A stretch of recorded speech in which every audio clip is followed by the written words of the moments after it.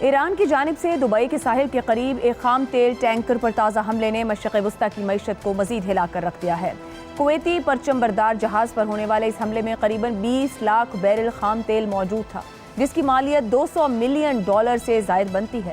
اس واقعے نے نہ صرف عالمی توانائی کی منڈی بلکہ خلیجی معیشتوں کی بنیادوں کو بھی ہلا دیا ہے۔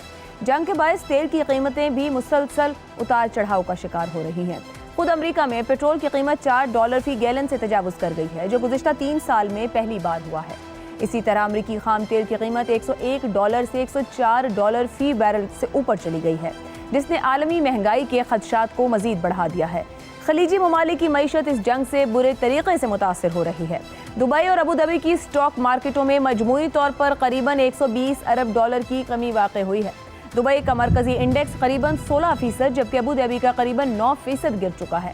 دبئی فائنینشل مارکیٹ میں $45 ارب اور ابوظہبی کے ADX انڈیکس میں $75 ارب کی کمی اسی بحران کی شدت کو ظاہر کر رہی ہے۔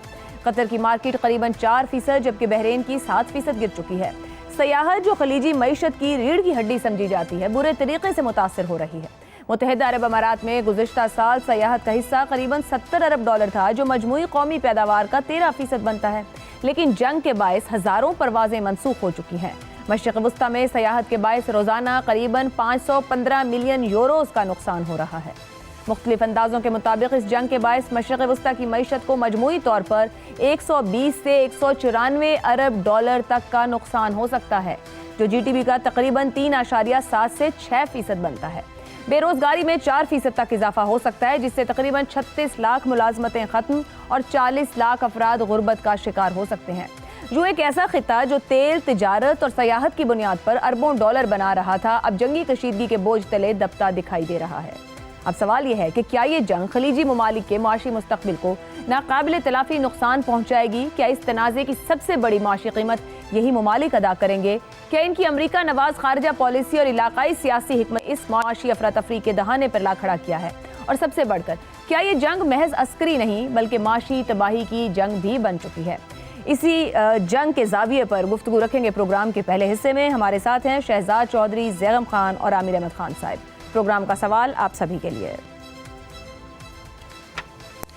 دبئی اور ابوظہبی کی اسٹاک مارکیٹس $120 ارب اڑ گئے، سرمایہ کار متاثر۔ کیا جنگ صرف عسکری نہیں بلکہ معاشی تباہی کی جنگ بھی بن چکی ہے؟ زیغم خان صاحب، یہ جو ایران نے حالیہ حملہ دبئی ساحل پر تیل ٹینکر کو کیا نشانہ بنایا ہے، دکھائی یہ دے رہا ہے کہ بڑی معاشی ضرب ہے اور ایران کا رد عمل ہر حملے کے بعد دکھائی دیتا ہے۔ کیا عالمی معیشت پر اثر انداز ہونے کی صرف کوشش ہے یا پس پردہ اور محرکات بھی ہیں؟ عائشہ، اس جنگ کا سب سے بڑا میدان دنیا کی معیشت ہے اور پھر خاص طور پر علاقے کی معیشت ہے، کیونکہ جس طریقے سے ایران اس جنگ کو لڑ رہا ہے، جس کو ہاریزنٹل ایسکیلیشن کہتے ہیں، کہ اس نے جغرافیائی طور پر بھی اس کو پھیلایا اور خاص طور پر معیشت کو اس جنگ میں شامل کر دیا ہے۔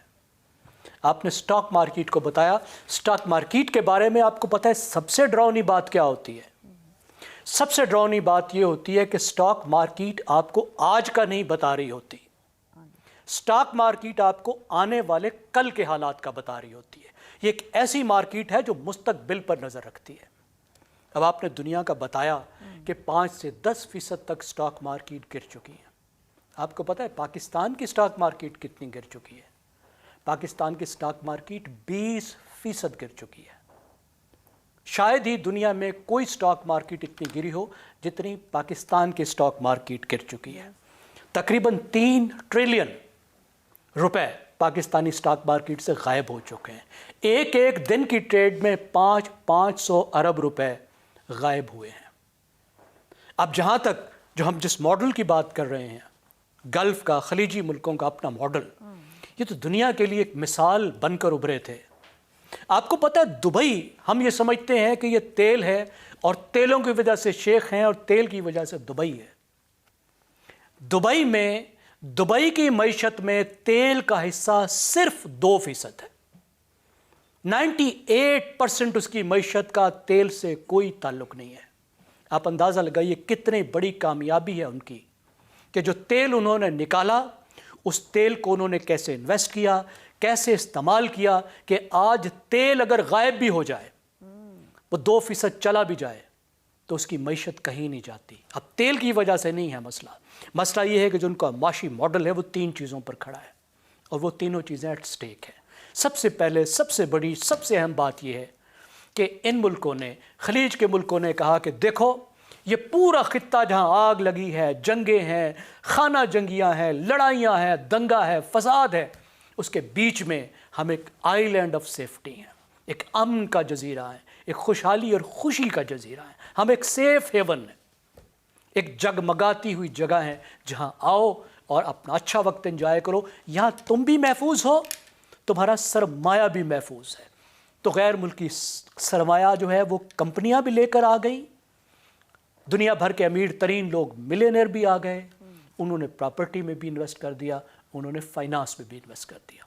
कि सबसे पहली चीज़ है जो हिट हो रही है, ये तहफ़्फ़ुज़ का एहसास, ये ब्रांड, ये ख़तरे में पड़ गया है कि ये तो वैसा ही है, दुबई और गल्फ़ के मालिक तो वैसे ही हैं जैसे दूसरे गल्फ़ के मुल्क हैं, जैसे दूसरा खलीज है, जैसे दूसरा मिडल ईस्ट है, वहाँ पे भी आग लगी रहती है तो यहाँ भी किसी वक्त आग पहुँच सकती है। दूसरी बात, उन्होंने इस खित्ते को जो दूर दराज होता था, अलग थलग होता, देखे ना आप ज़रा गल्फ़ को देखिए, किस तरह आप जो बुनियादी बड़ा समंदर है, बहीरा अरब है, उससे 500,000 किलोमीटर अंदर घुसते हैं तो आप इन जगहों तक पहुँचते हैं। और उस दूर दराज जगह को इन्होंने दुनिया का हब बना दिया। इंसानी तारीख में पहली दफ़ा, इनकी कभी ट्रेड में इन इलाकों की कभी अहमियत नहीं रही, गैर अहम रहे हैं ये, लेकिन उन्होंने दुनिया का मरकज़ बना दिया। एविएशन का भी, कि जिसने आना जाना है यहाँ से जाए, लॉजिस्टिक्स का भी, लॉजिस्टिक्स का उन्होंने बेहतरीन बंदरगाहें बनाकर और बेहतरीन एयरपोर्ट बनाकर, जो दुबई का एयरपोर्ट है ये दुनिया का दूसरा मसरूफ़ तरीन एयरपोर्ट है। एक साल में यहाँ 9 करोड़ लोग सफ़र करते हैं, तो वो हब बंद पड़ा है, दुनिया भर के मुसाफिर तंग हैं, ख्वार हो रहे हैं, मुख्तलिफ रूट्स ले रहे हैं, अभी कोई मुतबादिल नहीं मिल रहा, तो उसका हब वो भी ख़तरे में पड़ गया। और तीसरी चीज़ कि एक टूरिज़म का मरकज़, ऐसी जगह जहाँ इतना खौफनाक मौसम है, वो टूरिज़म को उन्होंने मरकज़ बना दिया कि दुनिया भर के लोग सैर व तफरीह के लिए, टूरिज़म के लिए गल्फ़ में आते हैं, दुबई में आते हैं, आके यहाँ एंजॉय करते हैं। एक बहुत बड़ी टूरिज़म की प्लेस बन गई। इन 3 चीज़ों के ऊपर उन्होंने अपनी मईशत की बुनियाद रखी। सही। और आज वो तीनों चीज़ें हिल कर रह गई हैं।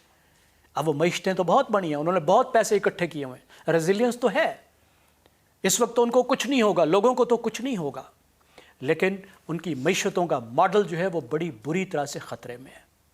अब उनकी जो बका है वो भी इस बात पर डिपेंड करती है कि ये जंग कितना अरसा चलती है और क्या शक्ल अख्तियार करती है। आगे जो ख़तरा है, जो ट्रंप धमकियाँ लगा रहा है, वो ये कह रहा है कि मैं ईरान के इंफ्रास्ट्रक्चर को, बड़े इंफ्रास्ट्रक्चर को हिट करूँगा।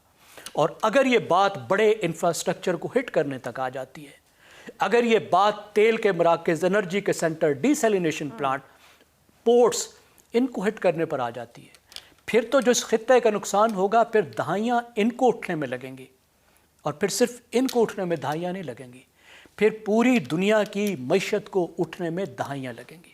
ये तो मामलात हैं।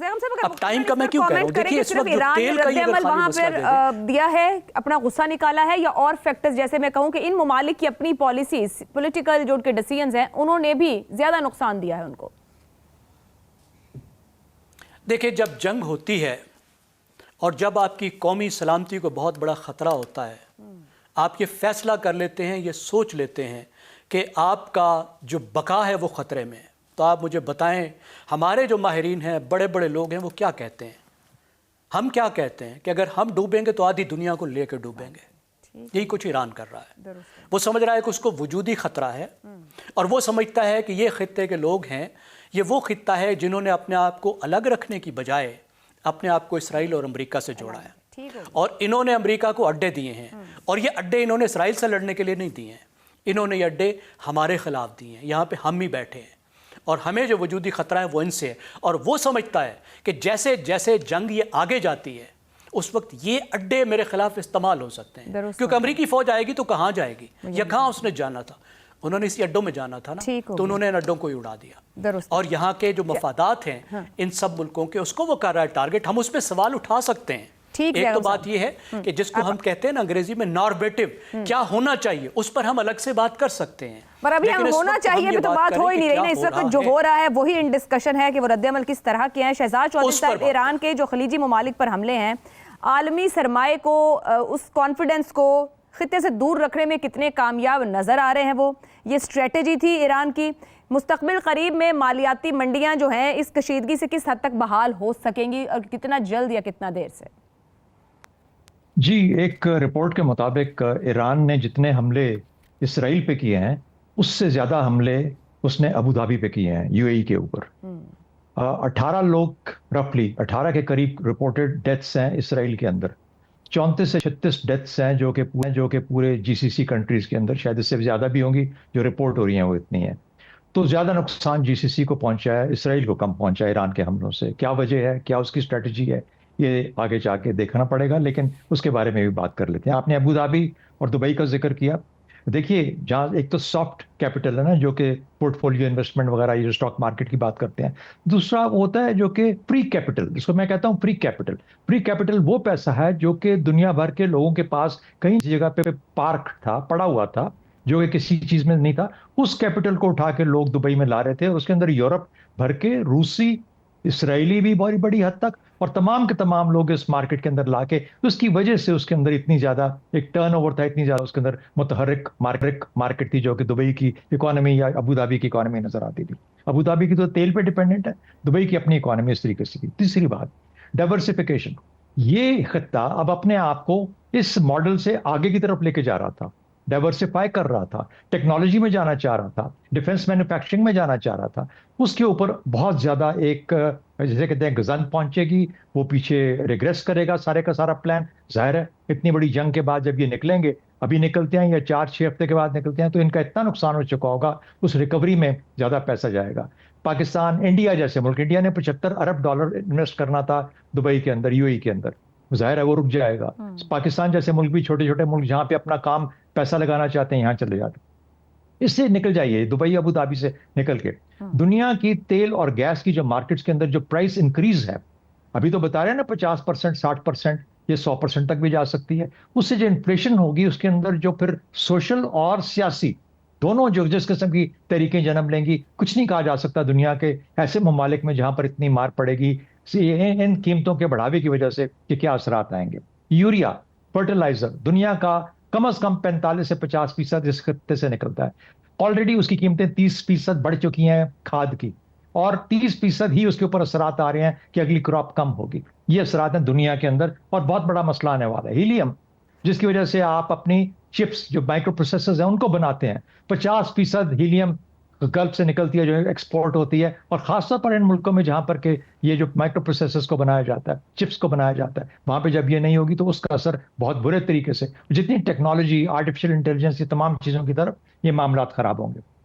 اچھا، ریمیٹنسز وغیرہ ہمیں ماریں گے، لیکن سوال آپ کا یہ ہے کہ ہوگا کیا. میرا اپنا خیال یہ ہے کہ دیکھیے، کہا یہ جا رہا ہے کہ کیا گلف اپنی سوچ کو بدلے گا. اگر تو گلف ایسے مار کھاتا رہا جیسے ابھی کھا رہا ہے، اسرائیل سے بھی زیادہ، تو پھر تو گلف اپنی سوچ نہیں بدلے گا، پھر وہ اسی طریقے سے رہے گا جس طریقے سے ہے. اور ویسے بھی ان کا رجحان پہلے سے یہی ہے کہ مجھے اس میں کوئی تبدیلی ہوتی نظر نہیں آتی. یہ صحرا سے اٹھا ہوا ایک اکانومی تھی، جسے کہتے ہیں نا فینکس کی طرح یہ اٹھی تھی، کہیں نہ out of nothing, it rose out of nothing. اگر اس وقت کر لیا تھا، اگلے 30 سال شاید 20 سال لگیں گے ان کو. اب ان کو طریقہ بھی آتا ہے، ماڈل بھی آتا ہے، شاید ریکوری کر جائے. ہارڈ پروڈکٹس کیا ہیں؟ ایمریٹس ہارڈ پروڈکٹ ہے. قطر والی جو ایئر ویز جو ہے، تو ان کی ایئر لائنز ایویشن سیکٹر ایک ہارڈ پروڈکٹ ہے. اس کو ریکور کر کے اس کو واپس لانا ان کے لیے بہت آسان ہوگا، کیونکہ وہ کر چکے ہیں اس چیز کو. تو میرا اپنا خیال یہ ہے کہ نہ امریکہ چھوڑ کے جا رہا ہے، نہ گلف ان کو امریکہ کو چھوڑے گا.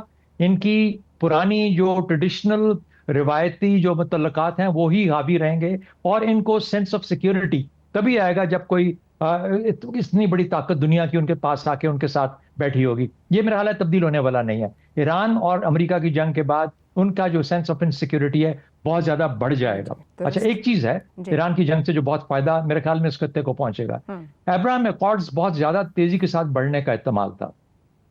اب ایران کے بعد اسرائیل بھی کسی قدرے رک جائے گا. امریکہ کا بھی چونکہ بہت زیادہ اس کو اپنا اس کو اسرات کو دیکھنا پڑے گا, اس کو بیک فٹ پہ جانا پڑے گا, کہیں نہ کہیں پہ معاملات کو تھوڑا سا رفع دفع کرنا پڑے گا, اپنی سوچ کو بدلنا پڑے گا. اس کا بھی جو زور ہے ابراہیم اکارڈز کے پیچھے کم ہو جائے گا. میرا خیال ہے وہاں پہ جو گریٹر اسرائیل اور اس قسم کی جو گفتگو ہوتی ہے اس کے اندر چیک آ جائے گا. تو یہ ایک جیسے کہتے ہیں اسلامی دنیا کے لیے ایک فائدہ میں اس کے اندر ضرور دیکھتا ہوں. باقی جو معاملات ہیں دیکھیے, اگر پہلی دفعہ یہ اگر ملک اپنے آپ کو بنا پائے تھے آؤٹ آف نتھنگ, تو میں نہیں سمجھتا کہ اس طرح کا کوئی اور پاکستان بنگلہ دیش یہ ملک چینج ہونے والے نہیں ہیں. ہماری ریکوائرمنٹ ایسی ہی رہے گی. ہم خود کام کرنے کے لائق نہیں ہیں. ہم جا کے انہی جگہوں پہ جا کے $20 ارب پاکستانیوں کا باہر پڑا ہے نا, ہم کب سے کہہ رہے ہیں کہ واپس لے کے آنا, نہیں آ رہا. دبئی میں $20 ارب پھنسا ہوا ہے, وہ نہیں واپس آئے گا. تو کہنے کا مطلب یہ ہے جب پاکستانی اپنے لیے تیار نہیں ہے اور وہاں پہ ایک آسان رستہ ڈھونڈتے ہیں اپنی ملٹی پلائی کرنے کے لیے, تو مجھے لگتا ہے کوئی تبدیلی بہت زیادہ نہیں آنے والی. یہ مشکل وقت ہے, گزرے گا, لیکن آپ ریکوری دیکھیں گے اتنی ہی تیز ریکوری ہوگی. ٹھیک ہو گیا.